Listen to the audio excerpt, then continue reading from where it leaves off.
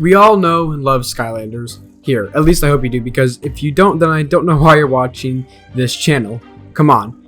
Anyway, there are a lot of memories we have with Skylanders, and that's all thanks to SSA and because of its success, because we would have not gotten all the other titles and other Skylanders games later if SSA did not succeed. But why did SSA do so good, and why was it such a global hit? Well, that's what I'll be talking about in this video, so let's get into why Skylanders Spyro's Adventure was such a success. On July 19th, 2011, the official Skylanders channel released the official Skylanders Spyro's Adventure trailer. It was really just like any other trailer showing us the game and what it would entail. Now, we must remember that Spyro was already an established character in the gaming scene, so we must give him some credit to Spyro's adventure doing so good. He did probably contribute to some of it, but I do not think he was the main reason for its success.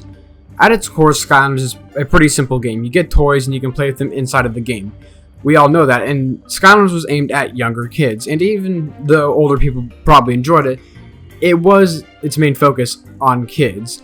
And that was good for Skylanders because kids like toys. I loved playing with toys when I was a kid.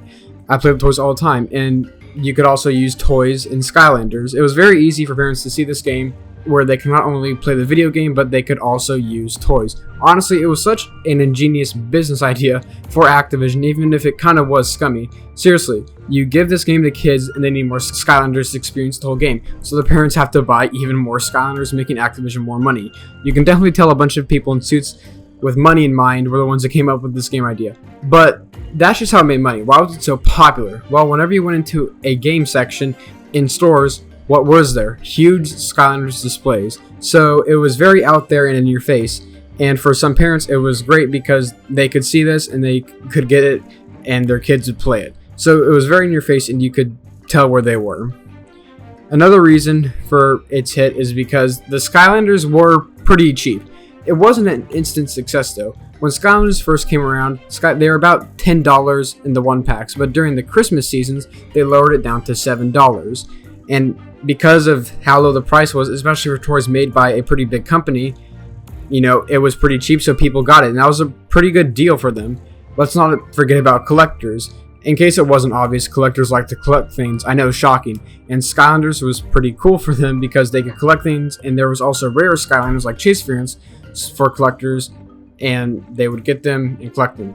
Pretty simple. It was a pretty good deal for them. Skylanders also got pretty good scores all around. When you look at the ratings on Google, it has a 4.6, which is pretty respectable. IGN gave it an 8 out of 10.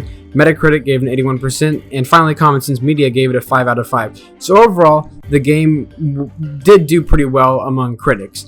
And just the general idea of Skylanders at the time was pretty cool. Being able to take a toy from real life, put it on this magical portal, and you can play with it in-game was definitely a pretty cool idea that not a lot of people had explored, so people just probably thought the idea of the game was cool and bought it. That's why it sold millions of copies at stores and why it did really good.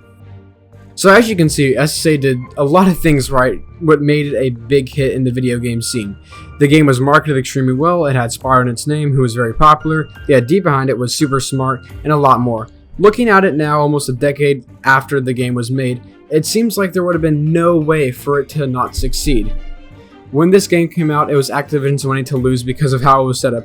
And like I said before, the idea of this game and when it was conceived was super ingenious. And yeah, I got the game during Christmas when the prices were lower, so it worked out for me. So tell me if you got Skylanders during the Christmas or around the holiday season. Anyway guys, hope you guys enjoyed this video about me looking at a closer look at why SSA succeeded, and thank you guys for watching.